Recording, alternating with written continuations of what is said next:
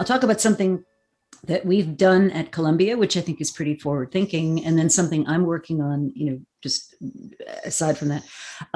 So at Columbia, so here we were, February of 2020, and, looking at, I don't know, $19 million worth of business, right? Which we booked basically because the in-person exec ed market is a really long cycle market. And that just went poof.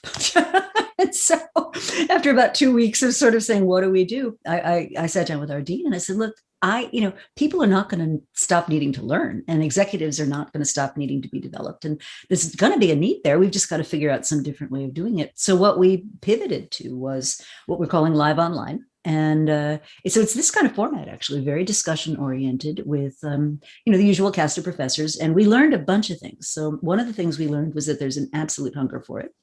Second thing we learned was that that we broadened the population of people that we could serve, that could come and join us, because it didn't matter if you were in Hong Kong or Malaysia or Nigeria or wherever, you could dial in as long as you had an internet connection, which even then was a little dicey for some folks. We had people on the phone, there was a big wind.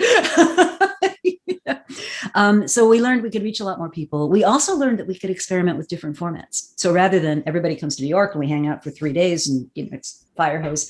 For example, with one of my courses, I extended it over a number of weeks. And so it was less intense during the week, but spread out longer. So you could actually take the concepts and apply them and then come back and talk about what you did and ask questions about what you were learning. So it integrated the learning much more with people's work. And I actually think that model is going to continue even once we're able to have in-person classes again, because I think it meets a different need.